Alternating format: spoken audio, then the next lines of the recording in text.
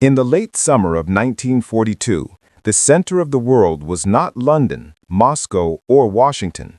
It was a sweltering, jungle-choked island in the South Pacific, a place few had ever heard of, Guadalcanal. The turquoise waters and volcanic peaks of the Solomon Islands were no longer a tropical paradise. They were the fulcrum upon which the entire Pacific War now balanced. The stunning American victory at the Battle of Midway in June had been a reprieve, a halt to the seemingly unstoppable tide of Japanese conquest.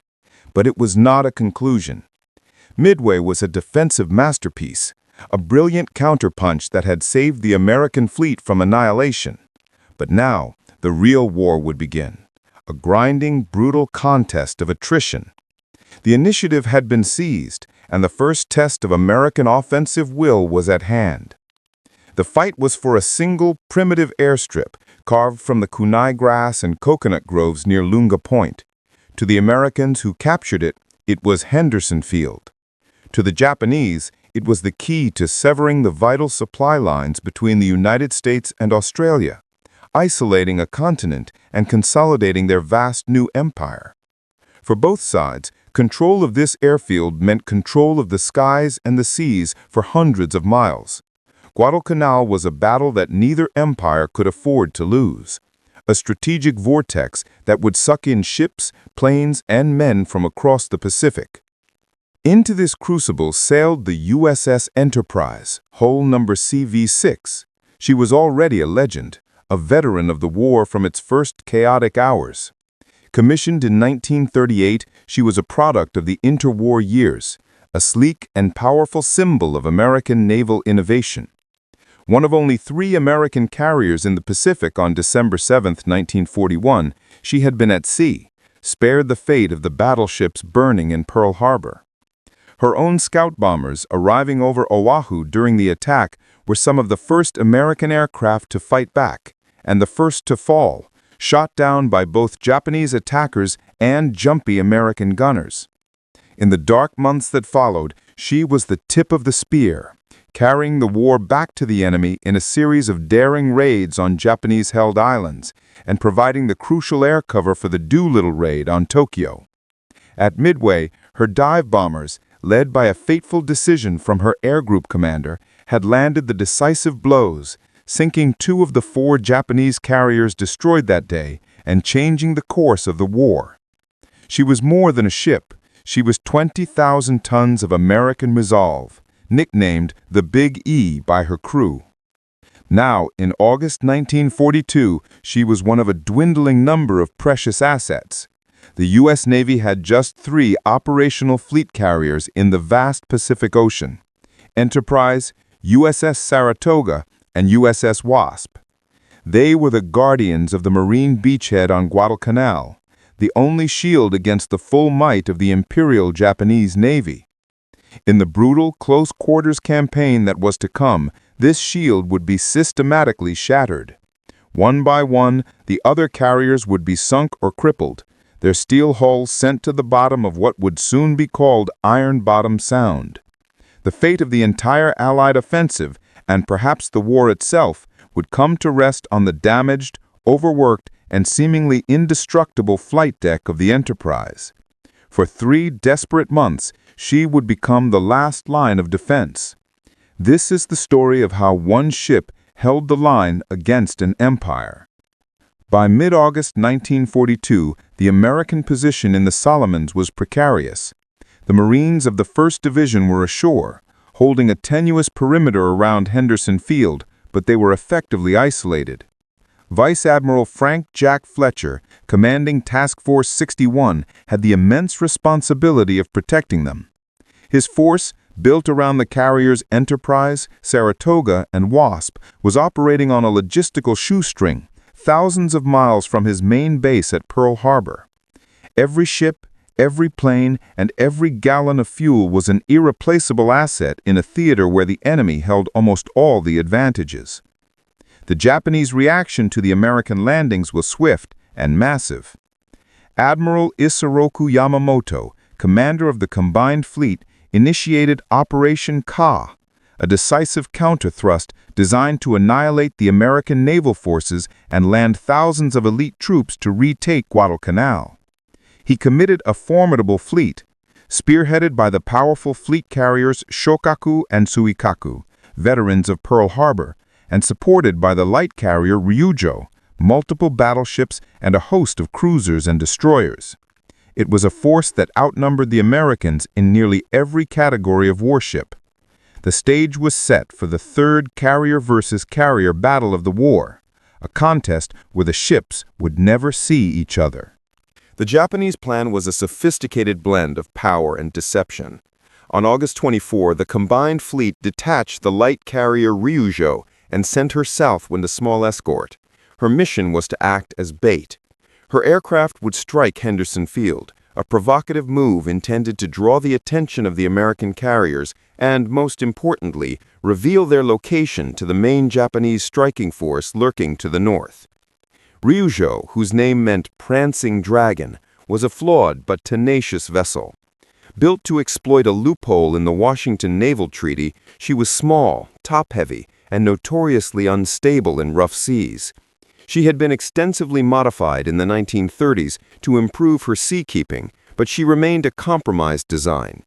Yet her veteran aircrew had molded her into an effective weapon, seeing action from the Philippines to the Indian Ocean. Now she was being offered up as a sacrifice. The Americans took the bait. At 1:45 p.m., a search plane from the Saratoga spotted Ryujo. Within the hour, Saratoga launched a strike force of 30 SBD Dauntless dive bombers and 8 TBF Avenger torpedo bombers. The narration from the pilots would speak of a clear day, a lone enemy carrier maneuvering frantically below. The Dauntlesses pushed over into their steep, near-vertical dives. Against the concentrated fury of an American airstrike, Ryujo stood no chance. She was rocked by at least 3 1,000-pound bomb hits and one torpedo that slammed into her starboard engine room, flooding it instantly. Listing heavily and burning fiercely, the order was given to abandon ship.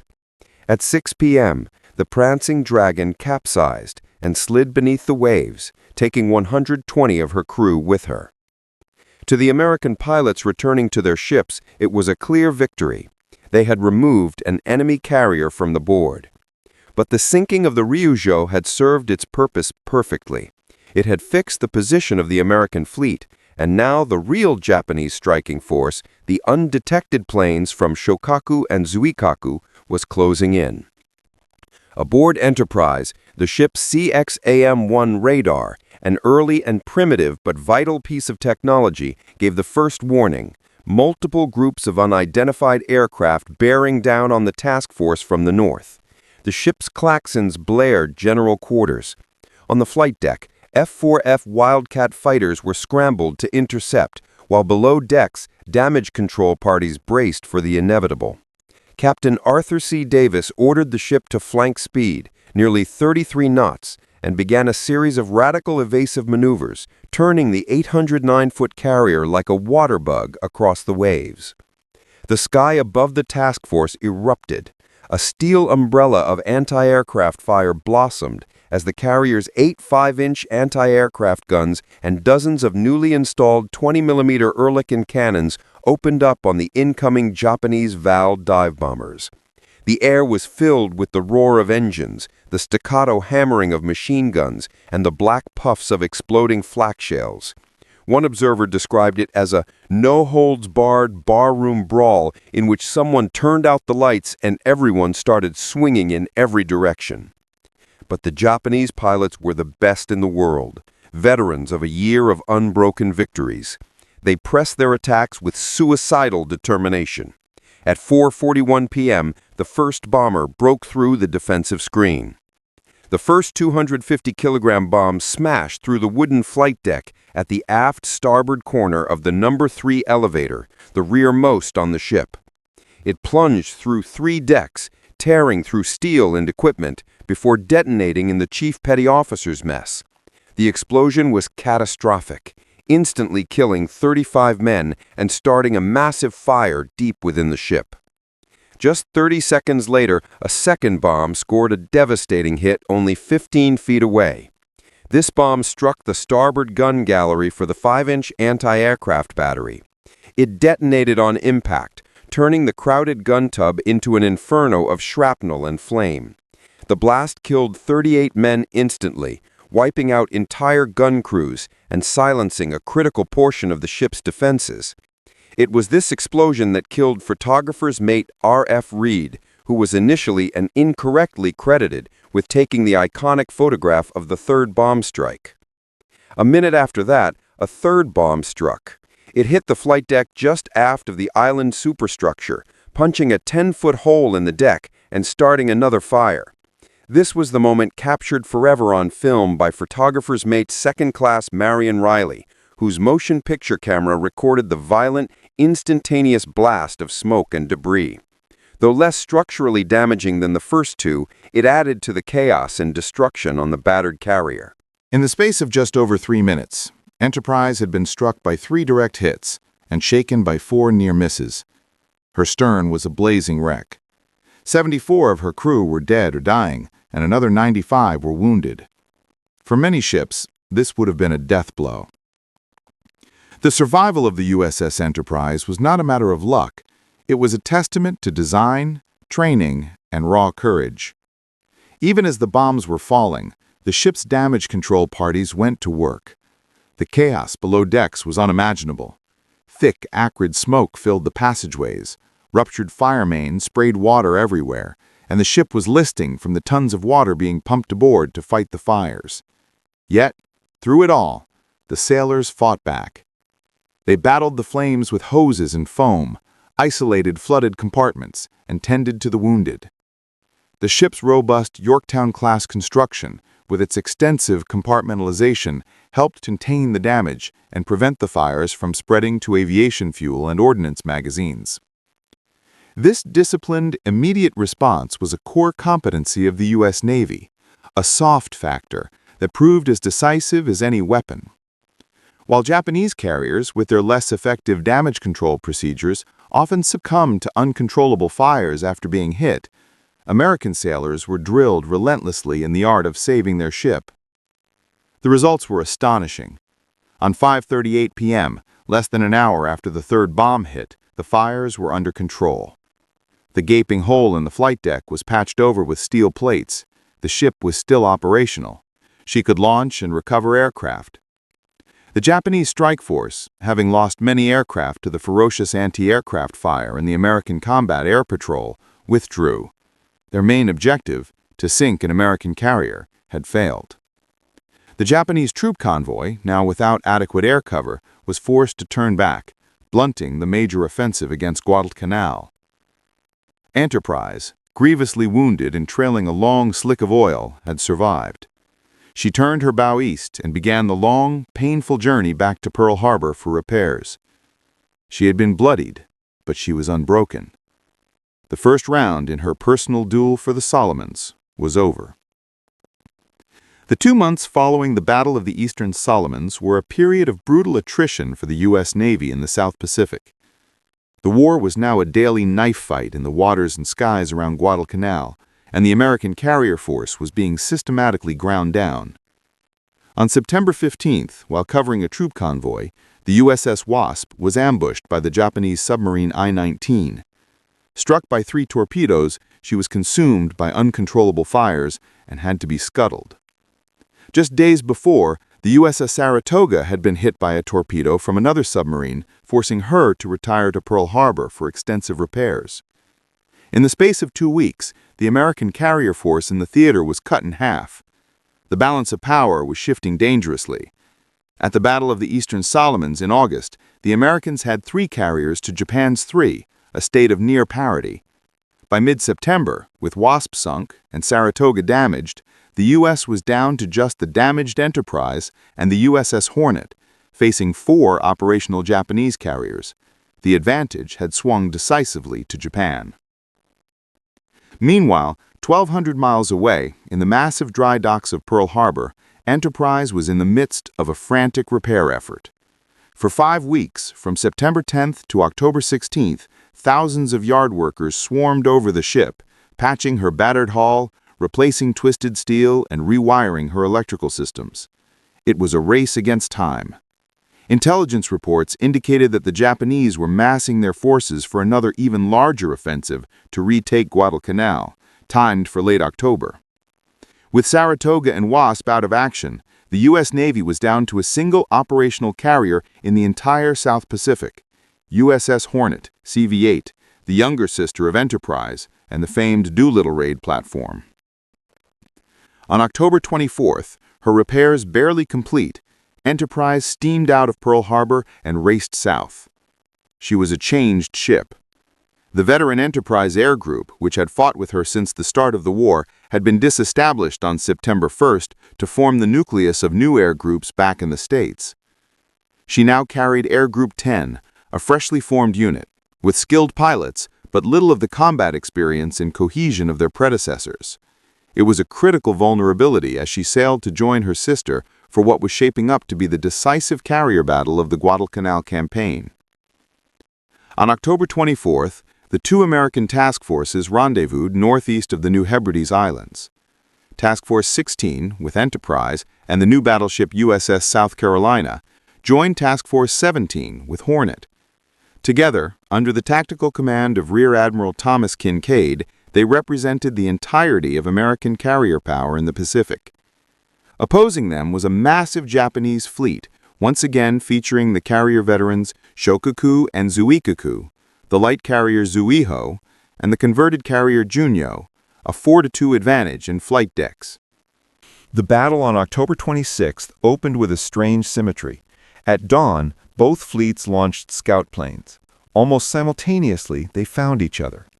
As the main strike forces were launched, the outbound American planes and the inbound Japanese planes passed each other in the sky, their pilots catching fleeting glimpses of their opposite numbers on their deadly errands.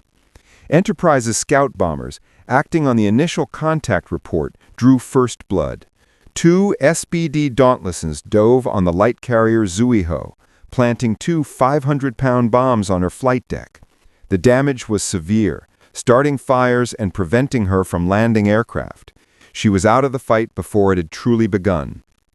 While the American scouts were attacking Zuiho, the main Japanese strike force of 64 aircraft from Shokaku and Zuikaku bore down on the American task force.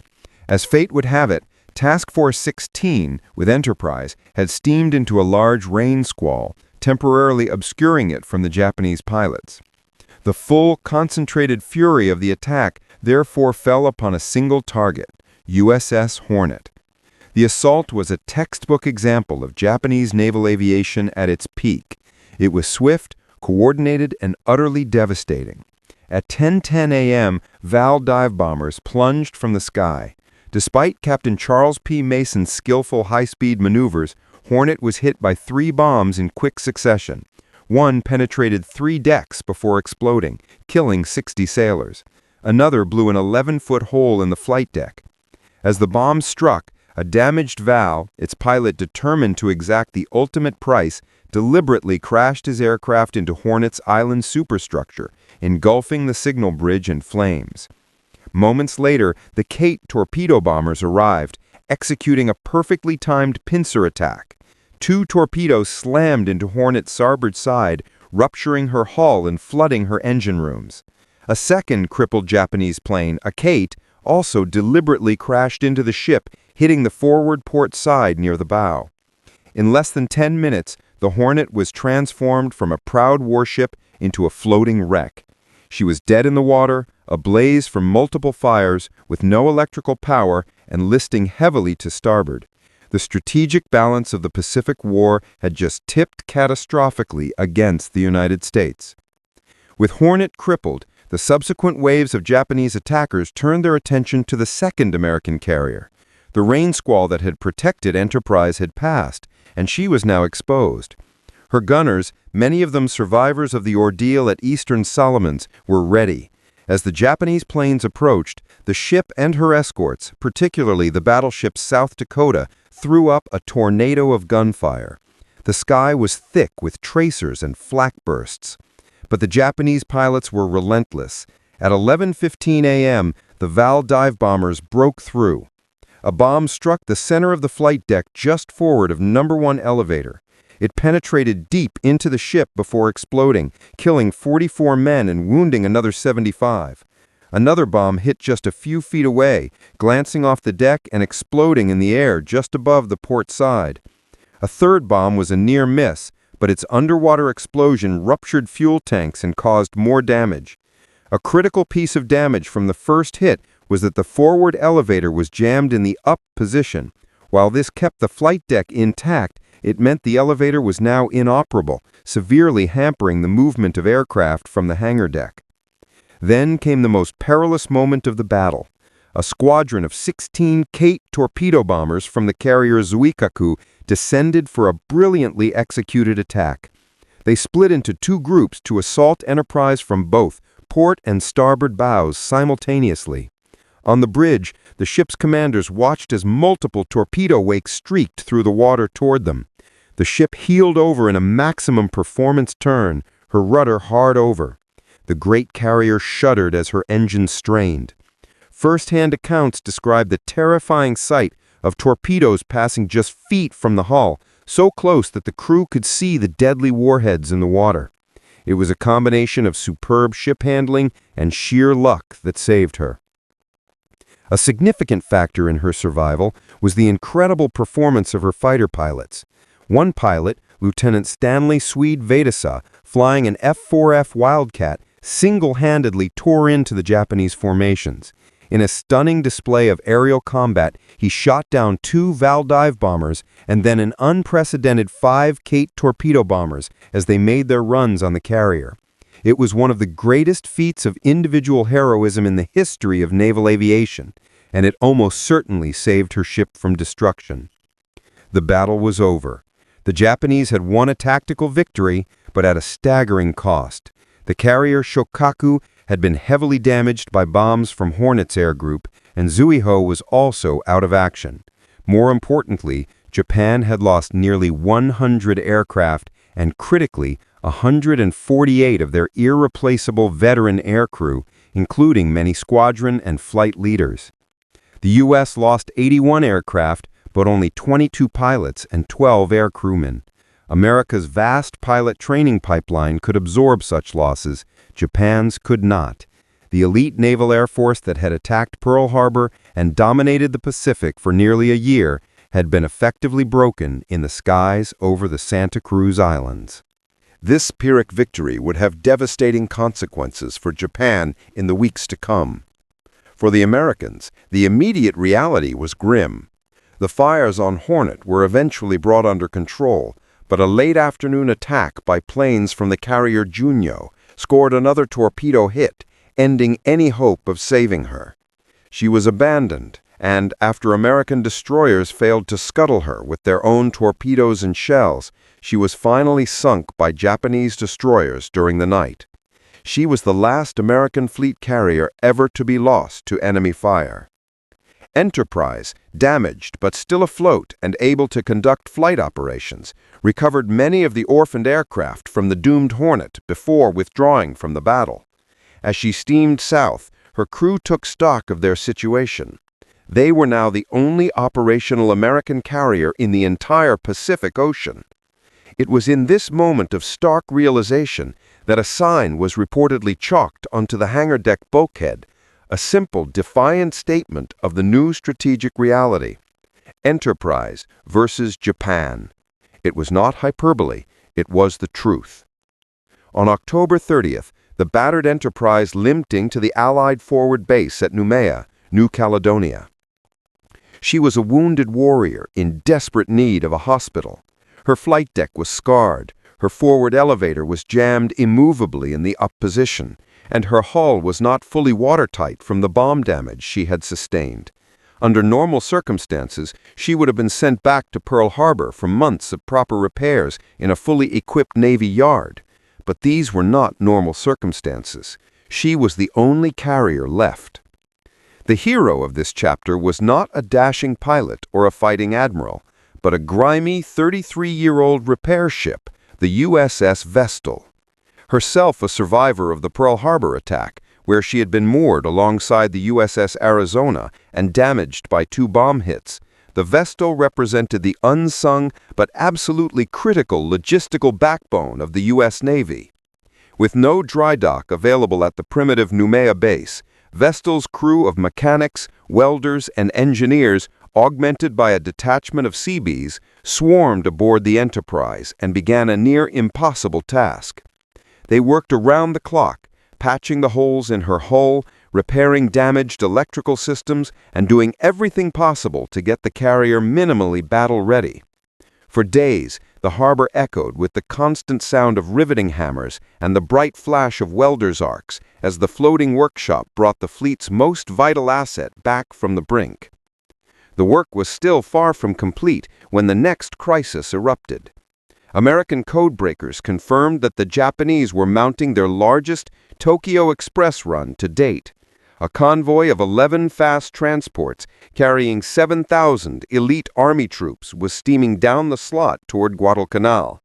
This was the knockout blow, the force intended to finally overwhelm the exhausted Marines and retake Henderson Field. Protecting this convoy was a powerful bombardment force led by the battleships Hei and Kirishima, whose mission was to pound Henderson Field into dust. The new commander of the South Pacific area, Admiral William Bull Halsey, was a man of action, known for his aggressive, fighting spirit. He was now faced with an impossible choice. He could not allow the Japanese convoy to reach Guadalcanal, but his only carrier was still under repair. A more cautious commander might have held her back, preserving the Navy's last strategic asset. Halsey was not a cautious commander.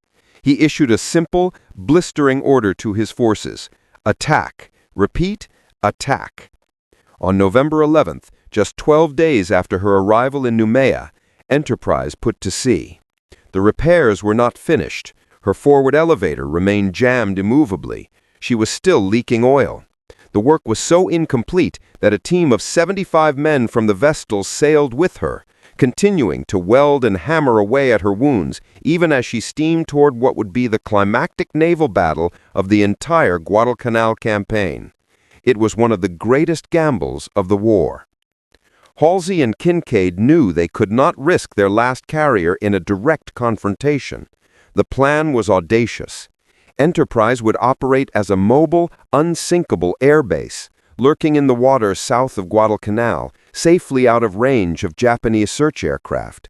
Its offensive power, the pilots and planes of Air Group 10, would be projected across the island. They would launch from the carrier, strike the Japanese forces, fly to Henderson Field to refuel and rearm, and then strike again before returning to the ship. It was a seamless and flexible integration of sea-based and land-based air power, a hybrid strategy that maximized the carrier's offensive punch while minimizing her risk. For 3 days, as American and Japanese surface ships tore each other apart in a series of savage, point-blank night battles in Iron Bottom Sound, the pilots of the Enterprise owned the daylight. The first night action, a chaotic brawl fought in pitch darkness on November 13th, left the Japanese battleship Hei crippled and circling helplessly off Savo Island, her rudder jammed. As the sun rose, she was a sitting duck. TBF Avengers and SBD Dauntless from Enterprise, operating alongside planes from Henderson Field, swarmed the helpless giant. Throughout the day they attacked relentlessly, scoring multiple torpedo and bomb hits. By late afternoon, the Hei was a burning wreck. She sank during the night, the first Japanese battleship to be lost in the war, a major blow to the morale and prestige of the Imperial Japanese Navy. The next night, a Japanese cruiser force succeeded in bombarding Henderson Field, but at a cost. As they withdrew at dawn on November 14, they were spotted by Enterprise scout planes. The carrier's air group launched immediately. In a series of determined attacks, they focused on the heavy cruiser Kinagasa, a veteran of the Battle of Savo Island. A 500-pound bomb hit near her bridge, killing her captain and starting a fire in a gasoline storage area. Subsequent attacks by more Dauntlesses knocked out her engines and rudder. By 11:22 a.m., she capsized and sank, taking 511 of her crew with her. This was the climax. With the Japanese naval screen battered and reeling from 2 nights of brutal combat, the 11 troop transports were now exposed as they made their final run for Guadalcanal. On the afternoon of the 14th, the slaughter began. Wave after wave of aircraft from Enterprise and Henderson Field fell upon the helpless convoy. The transports had no defense. Pilots described it as a turkey shoot. One after another, the ships were hit by bombs and torpedoes, exploding into flame or sinking beneath the waves. 7 transports were sunk at sea. The courageous Japanese commander, Rear Admiral Raizo Tanaka, managed to run the 4 remaining transports aground on the beaches of Guadalcanal during the night, hoping to salvage at least some of the men and equipment. But at dawn, they were found and systematically destroyed by Enterprise aircraft, Marine artillery, and the destroyer USS Meade. The Japanese Army's last best hope of retaking Guadalcanal now lay burning on the beaches. The naval battle of Guadalcanal was a decisive strategic victory for the United States. The Japanese reinforcement effort was not just defeated, it was annihilated. They had lost 2 battleships, a heavy cruiser, 3 destroyers, and all 11 of their vital troop transports. They would never again mount a major offensive to retake the island. The turning point of the long and bloody campaign had been passed, secured in large part by the relentless attacks of the aircraft from a single, damaged carrier that refused to quit the fight. The 3-month ordeal of the USS Enterprise in the late summer and fall of 1942 is a saga of survival and resilience unparalleled in the annals of naval warfare. At the Battle of the Eastern Solomons, she was grievously wounded, but saved by the skill of her crew. At the Battle of the Santa Cruz Islands, she was damaged again and left as the sole American carrier to hold the line in the Pacific. And at the naval battle of Guadalcanal, she sailed into the decisive confrontation half-repaired, a testament to the grit of her crew and the welders of the USS Wasp. She had survived when her sisters, USS Yorktown and USS Hornet, and her colleagues, USS Wasp and USS Lexington, had not. The Japanese, convinced she had been sunk, announced her destruction on 3 separate occasions. Each time she returned to the fight, earning her the immortal nickname, the Gray Ghost. Her survival was not mere luck. It was the product of a robust design, a superbly trained and disciplined crew, and an unyielding fighting spirit that permeated the ship from the captain on the bridge to the youngest sailor in the engine room. She would go on to fight in nearly every major naval campaign of the Pacific War, from the Gilbert and Marshall Islands to the Philippine Sea and Okinawa. By the war's end, she had earned 20 battle stars, more than any other U.S. warship in World War II. She was also awarded the Presidential Unit Citation and the Navy Unit Commendation, the only carrier to receive both honors. Her planes and guns were credited with downing 911 enemy aircraft, sinking 71 ships, and damaging 192 more. After the Japanese surrender, she participated in Operation Magic Carpet, her decks crowded with not warplanes, but with thousands of victorious American servicemen returning home to their families. But her legend was forged in the fires of 1942, in the desperate battles around Guadalcanal. She was the one ship that was always there when she was needed most, the ship that held the line when all seemed lost. In a war of attrition that consumed ships and men at a terrifying rate, the Enterprise endured. Despite her unparalleled service, a post-war effort to preserve her as a national memorial failed to raise enough funds. In 1958, the most decorated ship in the history of the U.S. Navy was sold for scrap. Yet her legacy remains. She was the ship that refused to die, the ship that, for a time, truly was the United States Navy in the Pacific.